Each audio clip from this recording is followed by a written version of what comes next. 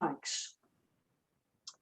Let me introduce our president, Renee Yao. It's all you, Renee. Thank you, thank you. Let me share my screen real quick. Can you guys see my screen? Yeah? Okay, great. Awesome. I'm gonna have my speaker notes up here so I see what screen it is. I have multiple screens up. Okay, great. So I'm super excited for Luisa to be here with us today. And this is a Humor 101 workshop. For those of you maybe first time joining us, Women Lead, Toastmasters, Leadership, Empowerment, Advancement, Diversity.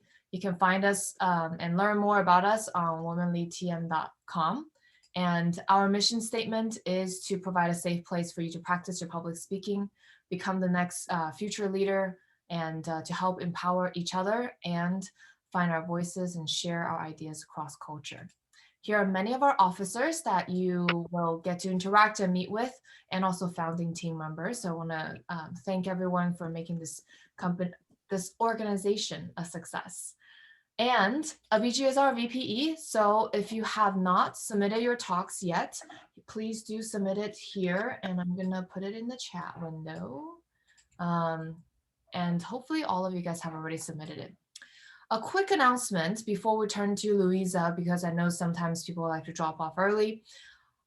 Lakshmi had won our area contest, and her division contest is tomorrow. So all of you guys, let's go there and cheer her on. And she has been preparing so much. Many of us have been in the audience, and oh, by the way, her husband's knee has some knee injury problems. So let's make sure we cheer her up and just make sure that she's actually in a good mental state going into this competition. Very, very exciting to have a new member from a new club representing Division D participating in international speech contest. So thank you all of you guys for actually providing like feedback for her.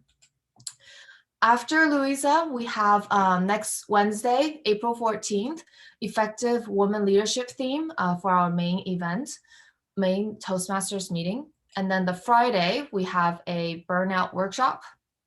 How do you move from stress to success? And thank you, Karen, again, for the introduction of this brilliant speaker. And then April 28th, personalized communication.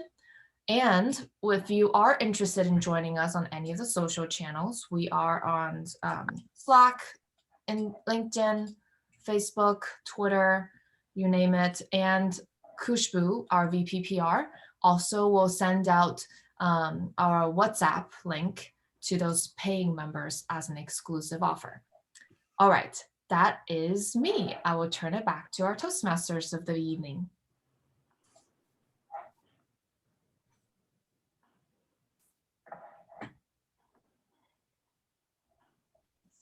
Hello, everyone. I'm Khushbu Shah, and I'm the Toastmaster for you for today's evening. And we are going to start our workshop with Luisa and all of our guests on humor. I know everyone would have been bored of having regular formal meetings and formal meetings of Toastmasters as well. So here we bring Luisa bringing some humor in your life, in your speeches. Bring it up. Luisa Montalvo was born and raised in South Texas. She later moved to Austin, Texas, where she worked at Abbott Laboratories for 25 years. She retired at the age of 53 and has been busy rescuing homeless dogs and driving them to New York City for past 3 years. Great job, Luisa. Hats off to you. She has fostered and cared for over 800 homeless dogs. She joined Toastmasters in 1989, first time for 3 years. Later, she rejoined Toastmasters in 2013, and since then, she has been a member. Last year, she completed the International Speech Contest, which consists of 143 countries and over 33,000 participants. She advanced to the finals, where she received second place. She is the first Hispanic to achieve this level. She has hopes to one day win the first place. We wish you all the best, Luisa, for that. She is enjoying retirement by spending as much as time as possible with her mother in South Texas. Here I present to all of you Luisa Montalvo. Over to you, Luisa. Thank you, Madam Toastmaster. Am I audible? Yes.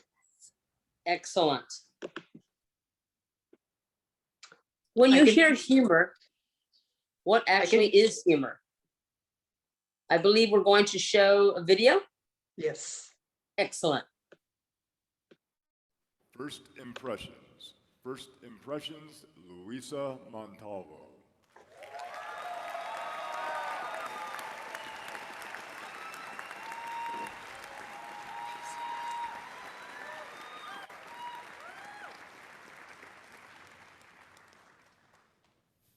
Howdy, y'all. I'm Luisa Montalvo, and I'm from South Texas.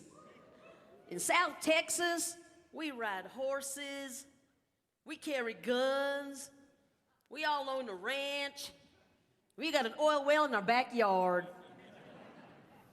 Heck, we like sipping tea, and we wear cowboy hats and cowboy boots everywhere, even in the shower. Contest chair, fellow Toastmasters from around the world, and everyone else, even if you're not from Texas. Recently, I was approached by a gentleman, and he said, "You're from South Texas, but you don't have an accent." I felt so sorry for him. I responded with, "Golly gosh darn it, I'm sorry about that." I didn't have the heart to tell him I don't own a horse, and I still don't know who shot JR. It's easy to have misconceptions of different people.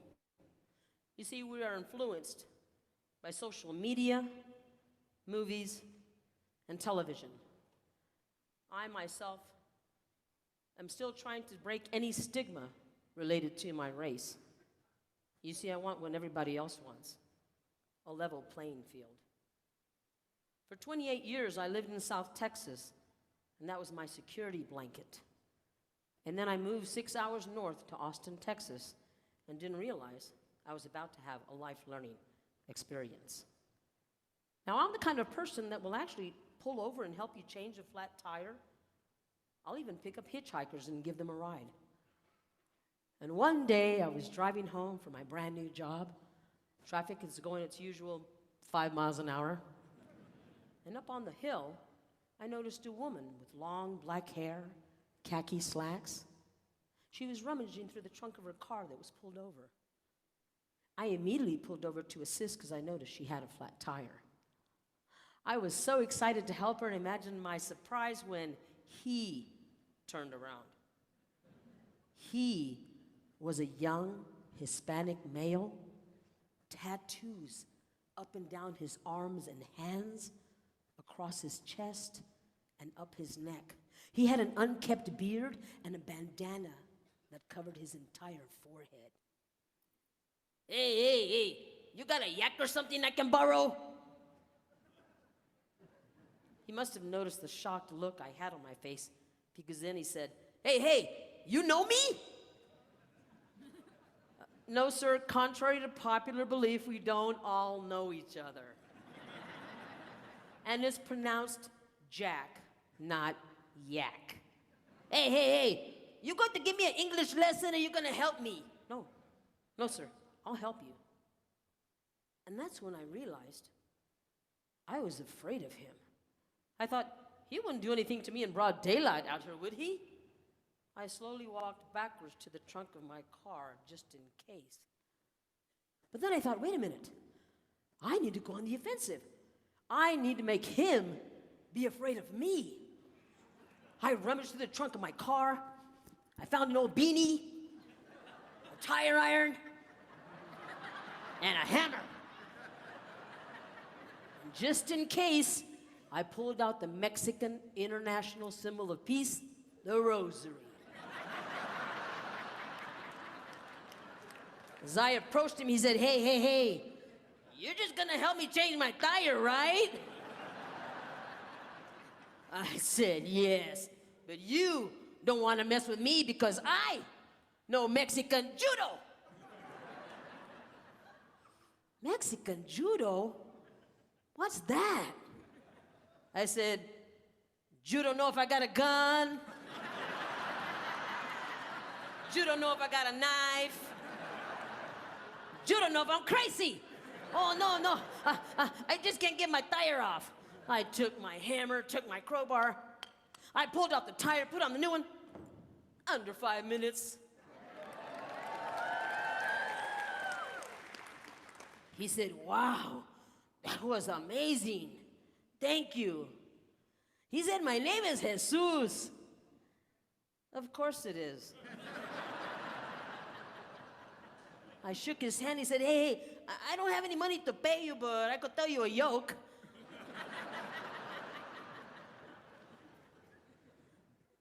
Okay, Jesus, what's your joke?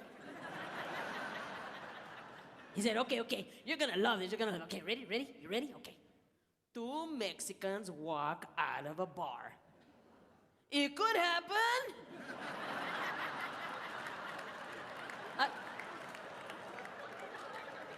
Jesus, I don't get it. Well, no, usually we're escorted or we're kicked out. But we never just walk out. No. Funny, I like that. We exchanged numbers, and as he drove off into the sunset, I realized the only difference between him and I, or you and me, are the clothes we choose to wear and what we hold in our minds and in our hearts. You see, how could I have asked the world to give me a level playing field when I hadn't done this for my fellow man? I was embarrassed and ashamed.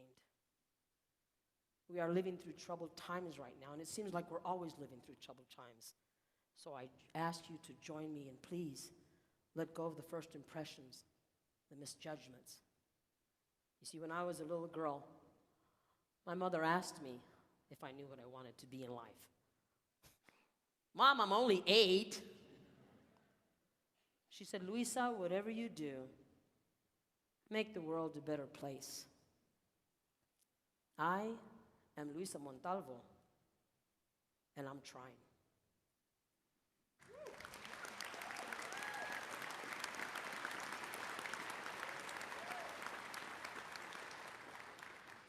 Y'all come back now, here.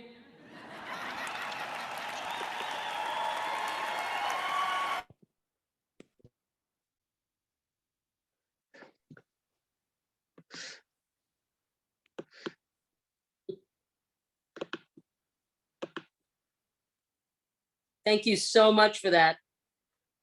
I still laugh at myself.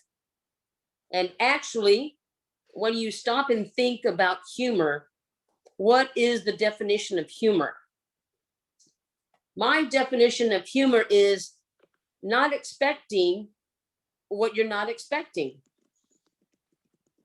You see, if you were watching a TV show and somebody walks through the door, well, that's not funny because you expect them to walk through the door. But if they're walking through the door and they hit themselves or their shoulder on the door, that's funny. Why? Because you weren't expecting what you were not expecting. You were expecting them to walk through the door. Now, there's so many different angles that you can approach humor. In my speech that you just saw, I took a big risk, and I'll tell you why. Every single part of that speech, I was attacking myself, my culture, the speech, the language, everything that they expect from Mexicans, I threw it in there.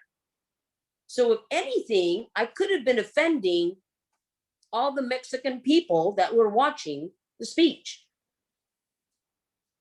The way you offend yourself or your culture has a lot to do with whether the audience is going to accept that or not. I did it in a comedic style, and that's okay. There's only been one comedian that I know that can actually attack the audience and get away with that. And that was Don Rickles. And if you've never seen him perform, look on YouTube, punch in Don Rickles, and he would attack everybody in the audience. He would attack the president of the United States. He would attack the queen. It didn't matter who you were. He would attack you. And he is the only person that I know that could get away with that. Because as soon as you offend your audience, they stop listening. So by doing the speech I did, I went and thought of all the things about my culture, my heritage, that people make fun of. Every Mexican has a crucifix. And here you go. Let me prove it to you. Here's mine. I'm wearing it right there. Okay. So I made fun of that. Okay. Every Hispanic that I know is supposed to get drunk on Saturday night. Well, I threw that in there too. Made a joke about Mexicans getting drunk. I made a joke about Mexicans not being able to pronounce or enunciate. They can't say jack, it's yak. I made fun of that too. So I actually took a big risk doing that speech. And I recall when I was in Austin, I had used part of that speech as my district humorist speech. And I won first place. A gentleman came up to me and said, "Your speech was good, but that never would have worked in Boston." Instead of getting offended by what he said, this is so important. When someone gives you an evaluation, instead of you being offended by what they say, ask them why they're telling you what they're telling you. So I asked this gentleman, well, why wouldn't it have it worked in Boston? And he said, it just wouldn't. What am I supposed to do with that? That doesn't help me in any way. Now, if he had told me in Boston, they don't like short Mexicans with triple chins, okay, that I can work with, because then he would be attacking me and I would get it. But for you to be able to do humor successfully, there's a few points that I want to go over with you to help you in your speech. One gentleman had gone to the district conference with his humor speech, and his humor speech was all about slides on the projector, on the screen of his child with duct tape. Every picture was hilarious. But the reason he didn't win was because his whole speech was just the pictures. What would have happened if he hadn't been able to show us the pictures or the slides? He would have had no speech. So if you're going to give a speech and put humor in it, make sure it doesn't overcome the speech, that it doesn't overshadow the speech, that it's not just all humor. Have a little bit of seriousness in it. Have a message. That is so very important when you're going to deliver a speech, in whatever speech you give, whether it's international, humorous, tall tales, leave your audience with a message. And there's a reason why I say this. I had someone come up to me last year and they said, I remember a speech you gave about 5 years ago about cheerleaders. It was hilarious. And I remembered your message. I asked him, I said, well, first I told him, I said, do you realize I did not place in that contest? He said, yes, I remember that. I said, can you please tell me what the first place winner's speech was about? He couldn't remember. Why? Because the speaker that won first place did not leave his audience with a message. It was a great speech, but there was no message. I would rather have someone come up to me now and say, hey, that speech you did 5 years ago, 10 years ago, I still remember it. I still remember the message. That to me is better than a trophy. Don't get me wrong. I love the trophies. I will take the trophy. but try to leave your audience with a message.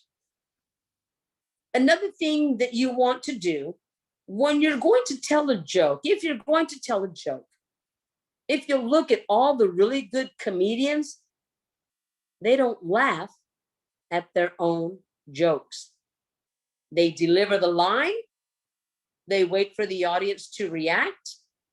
And when your audience reacts, it's going to be kind of like this with the reaction of the laughter.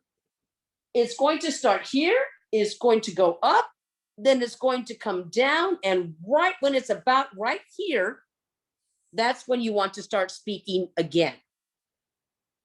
You need to let your audience laugh, react to the joke.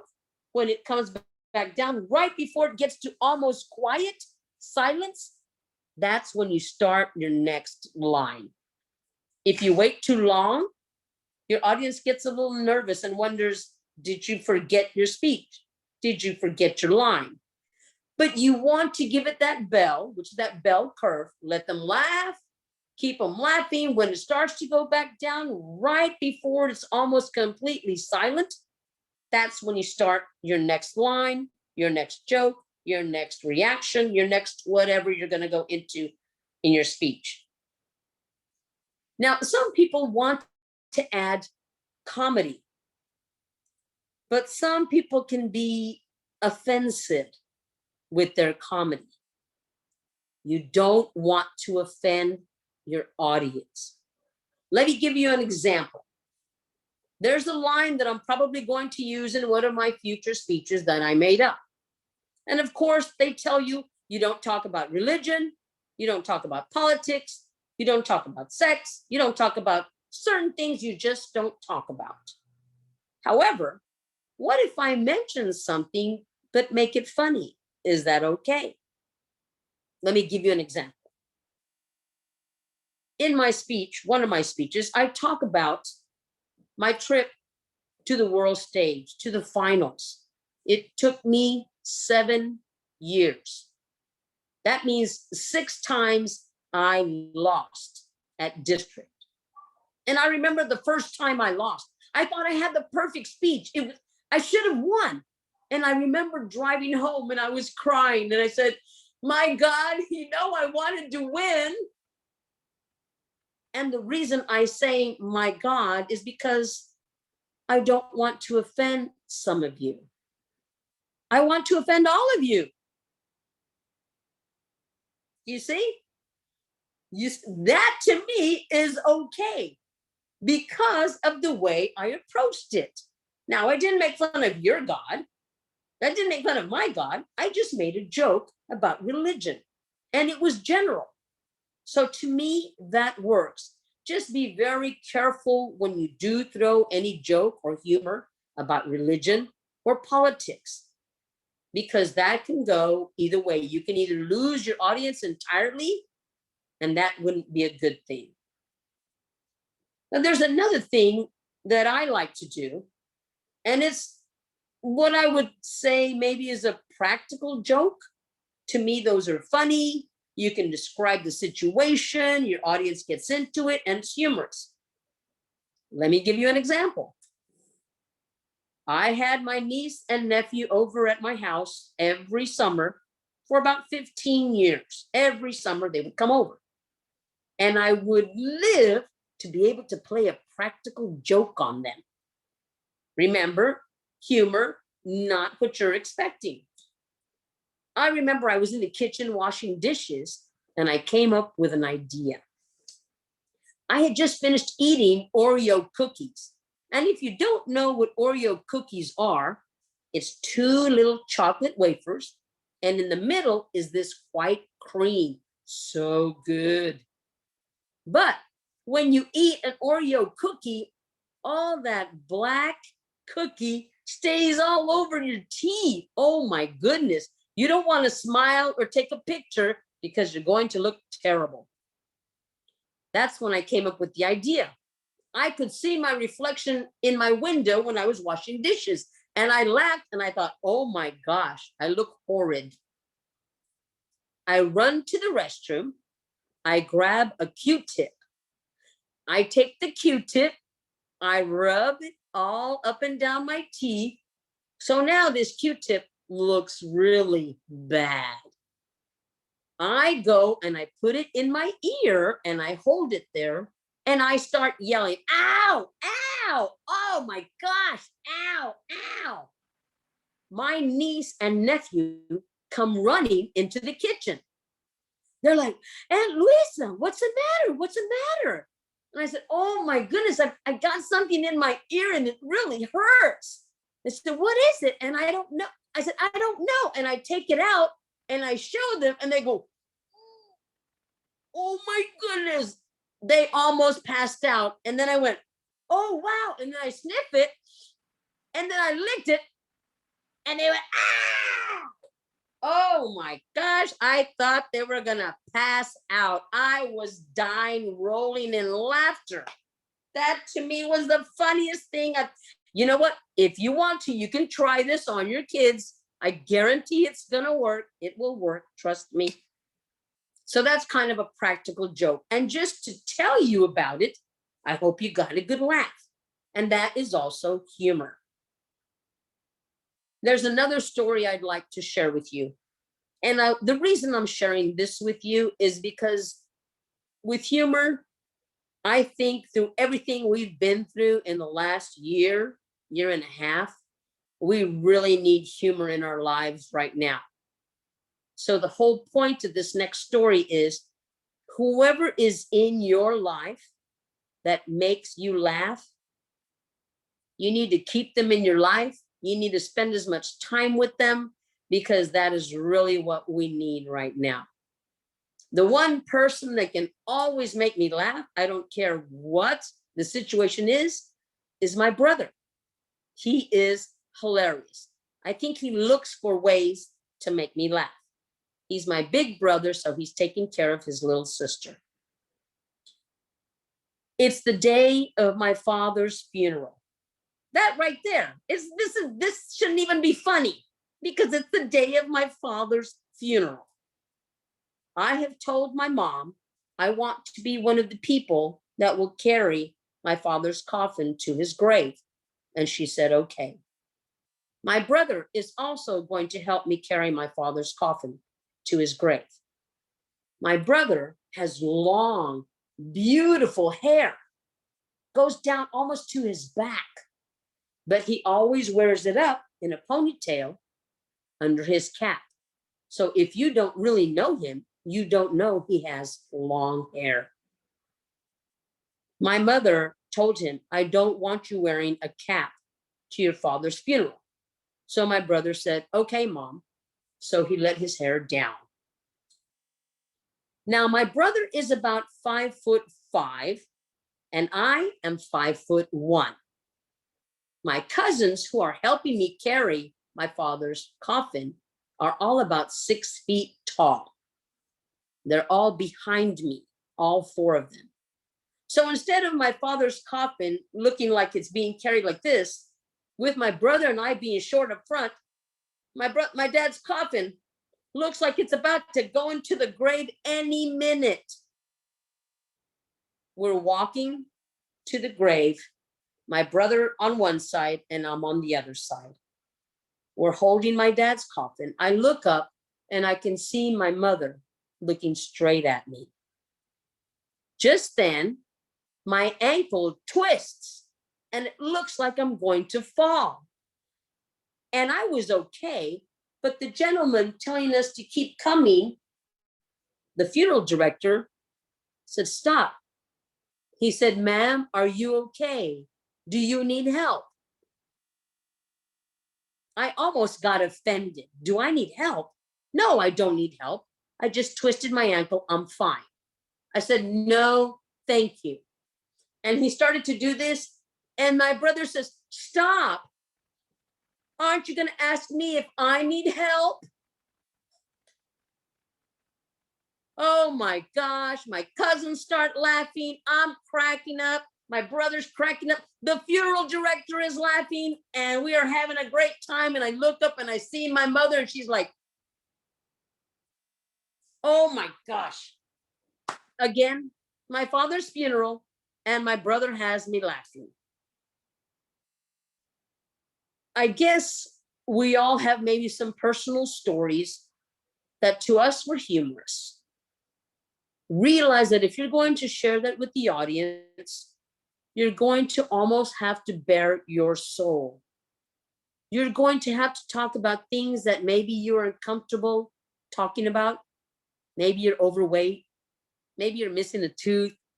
Maybe your hair never works. If you make fun of these things, it will be easier for the audience to accept you, but in the end, you don't realize it's a way of you accepting yourself the way you are. And that's the beauty of humor. You can take any situation, any person, any event, and find humor in it.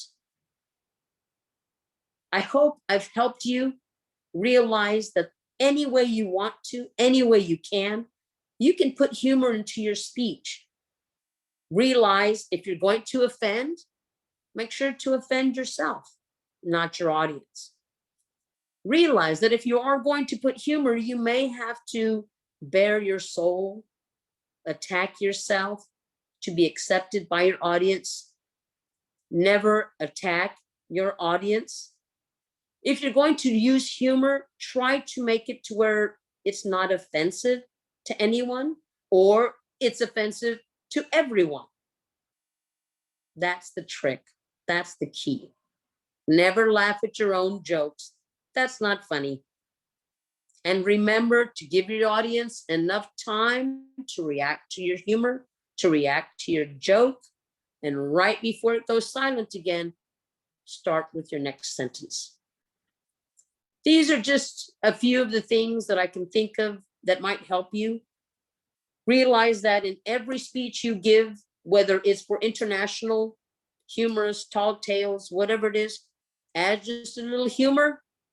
It helps you gauge to see if your audience is awake or not. Any way that I can help you with your speech, if you're looking to add humor, please don't be afraid to ask. I'm here till Saturday. Tip your waitress. Thank you, Mr. Toastmaster. Thank you so much, Luisa, for such a humorous yet informative speech. I'm sure all of our guests have learned a lot tonight from your speech, and we definitely will reach out to you before Saturday for any queries or any questions. Anything else you would like to add, Renee? No, I think this will be a great opportunity just to open the floor, and for anyone that would like to ask a question, you can come off mute. Luisa can answer your questions. Go ahead, Ken. Luisa, but absolutely fabulous speech, and that video you showed was just knocks it right out of the park. What a setup. I love it. Thank you. Sometimes you're giving a speech to an audience that you're not that familiar with. If you're walking into that weird situation, how do you know your humor is going to work, right? Because if you cross international borders, I mean, some things just go splat, right? So how can you test it before you're there so that you know that it works? And actually, that's an excellent question. Unfortunately, you can't test it because every single audience is going to be completely different. The exact same speech that I used that you just saw, I used it down here in South Texas. And the first 3 jokes about Mexicans, people were not happy with where I was going because I was basically attacking our heritage. People, yeah. I kept going with it. In fact, one thing that you can use, and it's a line that every now and then I use, is if you say a joke, let's say you say a joke and nobody says anything, then you act like you're going to write something. You go, okay, I shouldn't use that next time. Okay, that didn't work. And then just act like you're scratching it out, like, don't do that again. And everybody's going to laugh because why? You have just now admitted to your audience that you said something that wasn't funny, that you thought was going to be funny. And now you're like, okay, I'm not doing that again. That's all. That's golden. There That's you go. golden. There you go. So try that, but unfortunately, there's actually no way to test the waters, just because every audience is going to be completely different. So good luck with that. Thank you. One question, Luisa. I heard you say that you don't laugh at your own jokes. How do we, as a speaker, how do I control my laugh when the audience is laughing? How do I be serious at that moment? That's a good question. I would say, kind of when they say if you're on stage and you want to cry, you think of something sad. I think if you don't want to laugh, you might think of something serious. Or, you know, or if you want, maybe pinch yourself real hard, because you're not gonna laugh when you're being hurt. So I would say do something to totally distract yourself from laughing.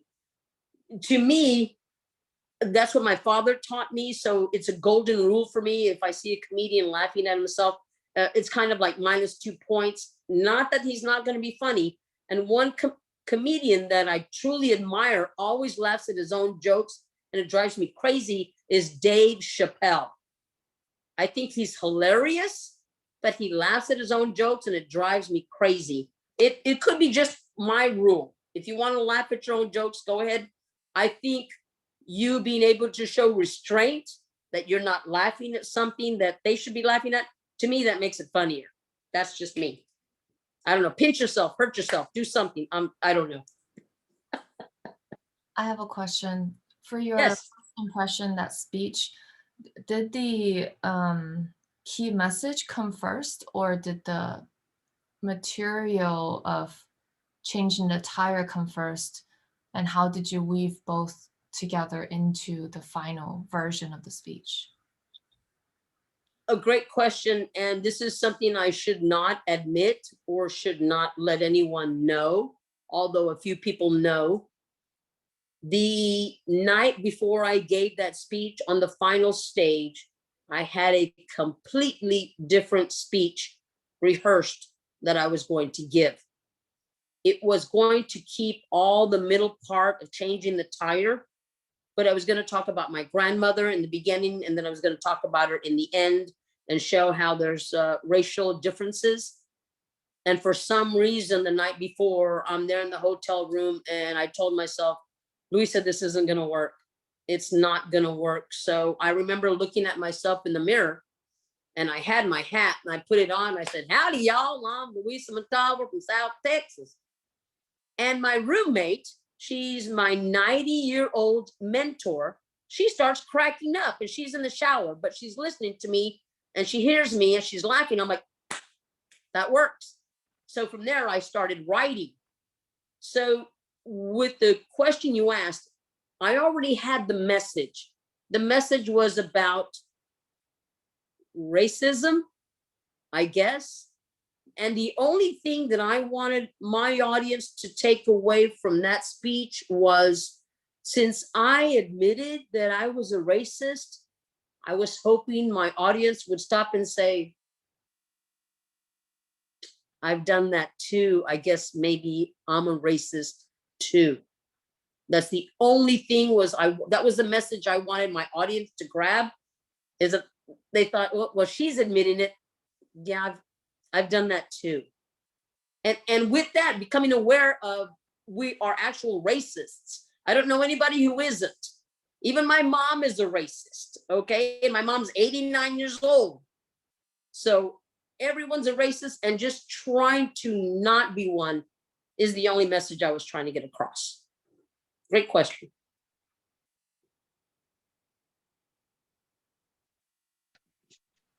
So Luisa, we have a humor speech competition in August in our district. Any advice for us preparing for that contest?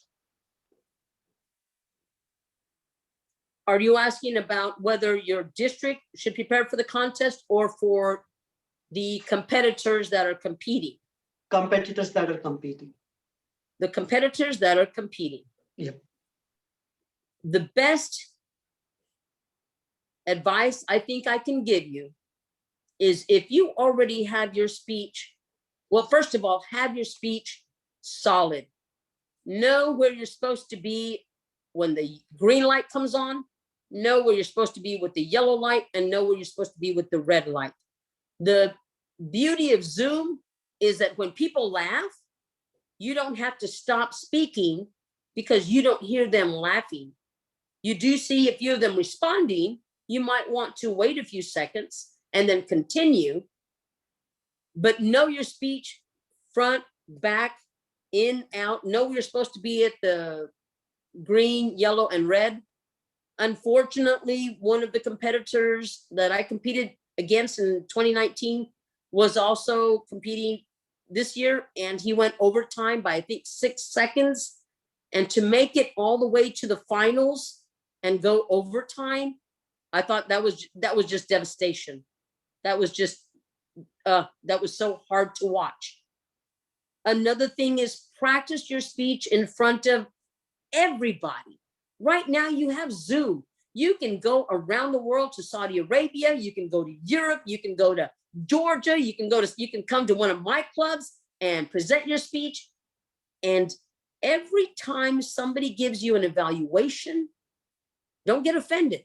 Just ask them, okay, why are you saying that my speech is not funny? Why are you saying this isn't working? What did you not understand? You can have kids, and I say kids, you can have members that are going to be 18 years old, and they're going to tell you, I didn't understand when you said this. And then you're going to have 90-year-olds saying, I didn't understand what you said when you said this. Listen to every single one, visit as many clubs as you can, practice in front of as many people as you can. Don't practice in front of your family and friends because they're all going to say, you were great. It was hilarious. I loved it. Oh, no, you don't want that. You want to know what it is you need to do to get better. And if you go around the world, trust me, people are going to tell you what you need to do to get better.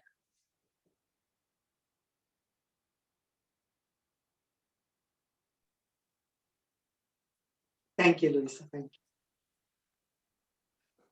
Any other questions?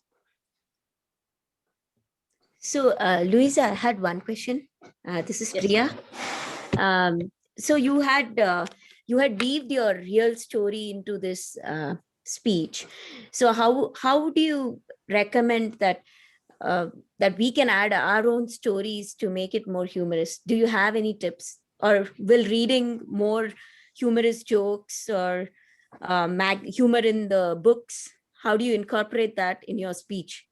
Do you put yourself as one of the character in the jokes and do that in a speech? Okay, I'm going to ask you something. This is going to be very hard for you to understand, Okay. or even accept, or even answer. When was the last time you were very embarrassed about something that happened to you? When was the last time you were embarrassed about something that happened to you? I think those are the best stories. Do you know why? I know you think you're special, but whatever's happened to you has probably also happened to other people, and they will be able to relate to you. So the thing is, find something that's happened to you that maybe people laughed at you about, or if you have something that you laughed at, how can you make that a message for your audience? To me, if you can use a personal story, that's all you need. Okay. I know you might think that whatever's happened has only happened to you. Trust me, it's happened to a lot of us. A lot of us. Okay? Yeah, that's a good advice. Yeah. Good luck with that. Thank you. I have a question. Yes. Is how important is doing gestures and doing funny voices in humorous? Should you do that? I think the gestures make up a lot of it, but you don't want to overdo it. It should almost seem natural. Don't say, oh, when I say this word, I'm going to do this. Or don't overdo it. Be very casual about it. but make it to where it's a gesture that goes just a little bit above the normal gesture. And voices, I use different accents because I was trying to portray different people. So in my speech, it worked. It's not going to work in every speech. If you're having a conversation with another person in your speech, you are going to want to differentiate. If it's your mother, she might be talking like this. But if it's your father, well, he's going to be talking like this. So that's when you can differentiate. That's when you can use different voices. If there's no conversation or if there's no other person except you probably don't want to use different voices because you'll lose your audience. You will confuse them. That's my suggestion. Okay. And you don't have to use that. You know, you can do whatever you want. Okay, thank you. Go ahead, Karen. Joanna, go ahead. I'll go after. Hi, Luisa. I was able to watch your speech in 2019 in Denver, and I loved your speech. It was awesome. I really was rooting for you, actually. But Me too. Yes. my question is, I actually had spoken to someone who did a presentation at a Toastmaster Leadership Institute about the speech process. He said he followed a guide who was like a minister in terms of the length of time in which it took him to distill his speech from, you know, the first starting frameworks to where he got to the place where he felt so comfortable in telling the story that it was very natural in front of the audience. Do you have that too? A process, like a certain amount of time, or, you know, a number of times you practice it or something like that? Actually, I'll tell you what my process is, and I'll try and make this as quick as I can. I'll be driving and I'll grab my phone because I come up with an idea. And this is what happens when somebody tells you, okay, you're going to have to give a speech next week. You'll get your pen and your paper and you'll sit there and you're like, and you can't think of anything to write. Why? Because you have just told yourself you have to do something. So then you're driving and you think, oh my gosh, I remember when my friends and I went out and I broke my heel and I had to limp the whole way home and somebody thought I needed crutches. Grab your phone, go to notes or voice memo or something, hit record and say, I need to speak about that time that my friends and I went out. And that's it. And put your phone down, keep driving, do whatever. Then when you're at home and you're washing dishes or making your bed or doing whatever, you think of, oh, and then I remember something else. Grab your phone, go back, add to the notes. So after a week has gone by and you've always grabbed your phone, right before you're going to go to sleep, you start thinking of all these things, which is what happens to me. I grab my phone, I record, and then I put my phone down knowing, okay, I can go to sleep now. I don't have to worry about trying to remember in the morning. At the end of the week, go back, look at all the notes you've written down, kind of put them in order. Oh, that one, I don't know what I was thinking. I must have been half asleep, so scratch that out. That's not going to be it. But go ahead and use the things that you talked about, put them in an order, and then you build a speech from that. Now, I will tell you this, whatever you're going to speak about, it's got to be something that you're totally passionate about, because that's going to have to shine through in your speech. If you were to ask me to talk about dogs, woo, oh my gosh, I could sit here and talk to you for about an hour about dogs. If you want me to talk about geometry, what? No, not going to happen. Sorry, I'm going to look lost, and my audience is going to know that I'm lost. So speak about something that you're passionate about. Go ahead and write down notes and then go back and make up a speech. And that should get you on the path to writing a speech. Thank you. I have another question if no one else has. Okay. I am very embarrassed to say that I've been working on my engaging humor pathway the last 2 years, and I could not finish the first project on level 4.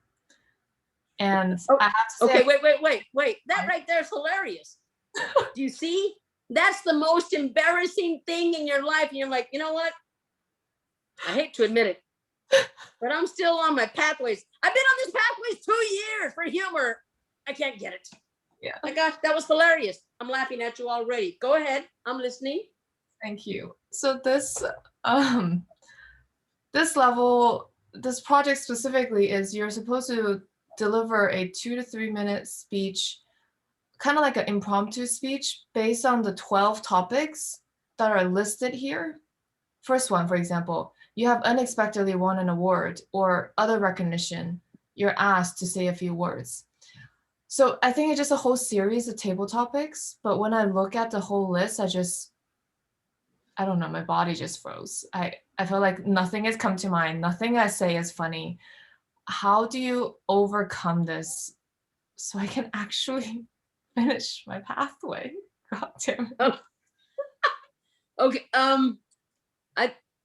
Again, the only thing that I can think of is just like right now, the first thing you said was, I am so embarrassed to say this. And that's exactly what I just said. The one thing that's really going to make people laugh is you admitting whatever you're totally embarrassed about. Because you know what? There's other people out there that are stuck on this humor pathway and they can't get past it. So I would actually try to focus on that. And whatever it is, like, you can say something, and okay, here's the thing, it's the delivery. Mhm. Okay, so I'm gonna say a line that you can use, but it's gonna be how you deliver it. You can say, nothing I say is funny. Exactly.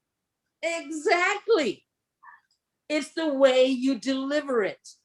So it's the most embarrassing thing to you. You're admitting you have no humor, but in that, there's humor. Mm.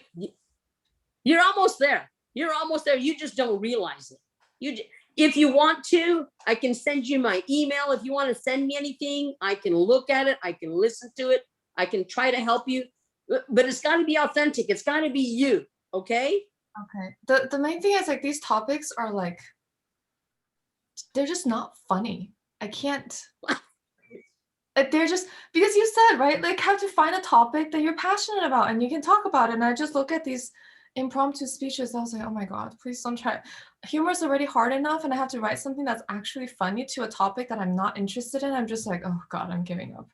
So, but okay, I'll work on my delivery and I'll find some. Work on your delivery. Okay. The more deadpan and serious you are to me, the funnier it's going to be. Okay. That's the only thing I can advise to you. Find something that you think is totally not funny, and you can make a speech about why it's not funny. And that is going to be funny. Okay. Got it. Okay. Good luck, dear. Okay. Karen, you have a question? There is a question from Diana. Do you incorporate humor in all your speeches? Are there any where you withhold? I think it's an excellent question. I think that has more to do with the message I want to get across. There was a speech I gave for Hispanic women, and it was 100 years of women being able to vote. And to me, that was a very serious topic. So I added very little humor and more stories about recognition, more stories about actually hurdles that women have had to go through just to be able to vote here in the United States. So depending on the topic, you don't, I would not have been appreciated at that function, at that dinner, if I'd gotten up and told joke after joke after joke about women not being able to vote. They would have wound up hating me. So depending on who your audience is, depending on what you're speaking about, that will tell you how much humor you should add to a speech. If it's a serious topic, 3 or 4 lines of a joke is fine, but more than that, and it's not going to work. So that's the best advice I can give you. I'm sorry. I hope that answered your question.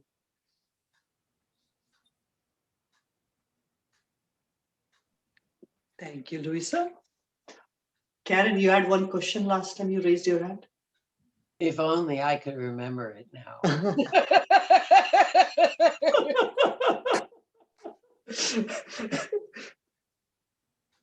There you go.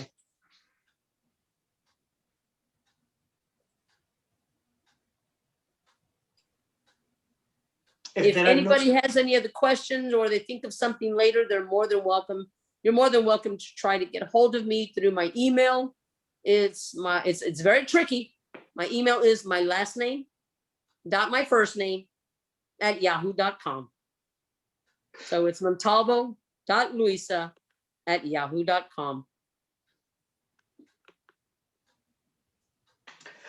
Luisa, one question I have. We also have a tall tales competition coming up. So any advice on preparing for tall tales?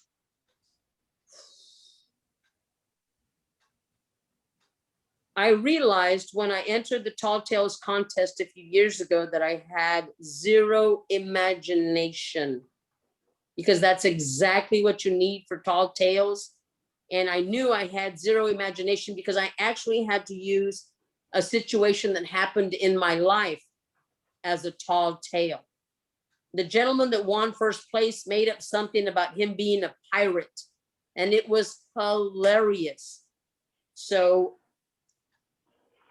this is one area I can't help you in, only because I don't have an imagination. But if you have a crazy, wild imagination, you would actually do well in that contest. I think I came in third place or second place. I don't remember. But I remember the guy that came in first place was amazing. And it was all imagination. So that's the only, I'm sorry. I know that's a bad answer, but that's all I got for you. Sorry. Luisa, is there one final question I have? All of the comedians on their journey probably figure out their strength in one way or the other. How do you recommend someone at the very beginning of this humorous path figuring out where their strength is and what, like for example, when you said I was funny, I didn't think I was funny. Do I just keep doing it? So I just watch how people react to figure out what is my strength? Or is there like a bucket that you say that like I tried these things and certain things are just not gonna work?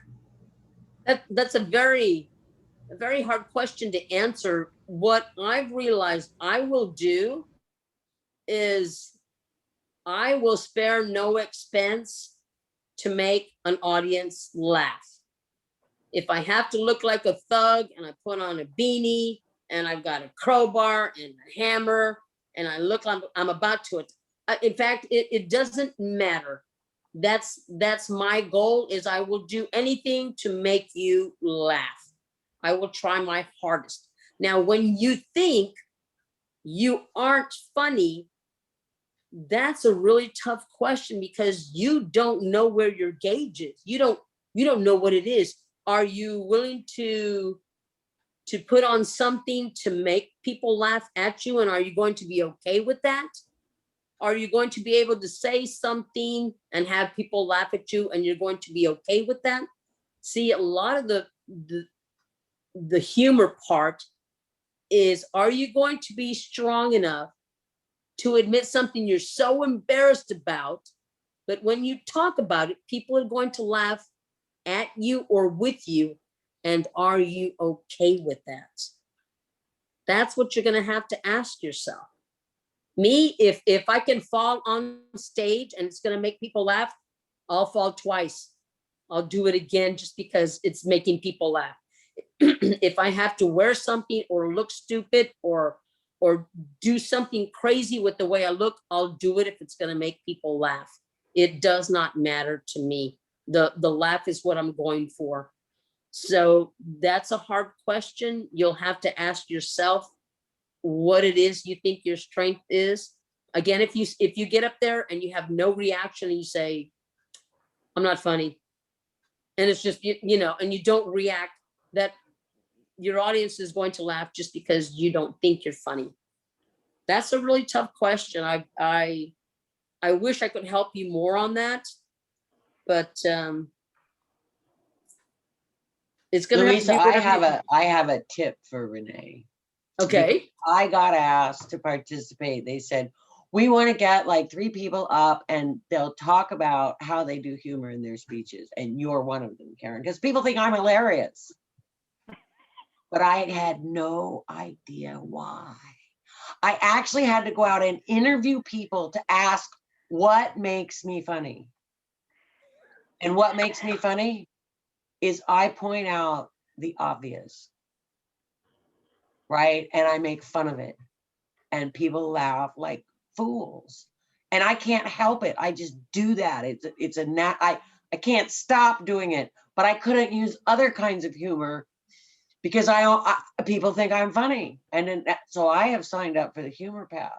I just signed up. Now I'm going to watch that level 4 thing, right? Because I can only use one kind, and my goal is to expand my repertoire, right? Because that's when you have flexibility. But so go ask your coworkers why you're funny. Or why you're That's not natural. or why you're not funny. That would be helpful too. Great, thank you. Oh, they said Any more I questions? try too hard a lot of times. And that's actually when I try really hard, people found that really funny. And I was just like, maybe it's because I'm actually not funny, but then there's like a sympathy laugh. I don't know. I don't know how to get this out of people. It's just out of me more. Anyway. So But you've got me laughing. So whatever it is, it's working. You just need to find out how to make it work more. yeah, absolutely. Joanna, go ahead. Louisa, where do you want to go from here? Are you still trying to actively compete to the World Championship, but also other stuff outside of Toastmasters? A great question. I was totally content with 2019. And then I went to Mexico for a district conference, and a lady came up to me and said, wow, you're the first Hispanic to get this far. Congratulations. I said, thank you so much. And she turned to leave, and then she turned back around. She goes, but you know, if anybody can make it to the first place, it would be you. So good luck. And I went, wait, what? I got to do this again 7 more years? Are you kidding me? Aren't you happy with second place? I'm happy with second place. Do we have to be greedy? But I think she actually instilled something in me. So I do want to keep trying for first place. But here's a shocker, because after you win first place, you can't compete anymore. And that's the excuse I'm going to use, because if I never win first place, somebody's like, oh, you've never won first place. And I'm going to say, I don't want to, because then I can't compete anymore. That's going to be my joke for that. If I do win first place, it's going to be amazing. And the reason it's going to be amazing is because I've had so many invitations to go around the world. Thank you, COVID. But before COVID, I had all these opportunities to travel, and I was ready to do it. So if I do win first place, when I do win first place, I'm going to be on that plane, and it's going to be, that's what I love to do. I love to travel. My dad was a pilot. So anytime I can jump on a plane, I'm there. Anytime I can speak in front of people and leave a message, I'm there. So it's going to be exciting either way. If I never win first place, that means I get to keep competing. If I do win first place, that means I'm on a plane and I'm going around the world. So it's a win-win situation for me. But thank you. Great question. Yes. So you've been traveling since the World Championship. You've been invited to speak all over the world. I was supposed to go to Dubai. I was supposed to go to Lithuania. I was supposed to go to France. I was supposed to go to Canada. But May 15th, which is coming up, will be the first time I get on the plane to go to be the keynote for a district conference in Phoenix, Arizona. So I am so excited. I asked if I could show up a month early. They said, no, hang on, wait a minute. You know, we don't even have the tables with the tablecloths yet. Give us a chance to get ready. But I'm so ready to be able to start traveling again. It's like I said, it's the one thing that I love to do. And so I'm so ready to do that. But yes, I'll be in Phoenix, Arizona, May 15th. Tip your waitress. There you go. That's great. That's great, Luisa. Any more questions we have from the club? Okay, then our meeting ends here. Thank you so much, Luisa, for taking out your time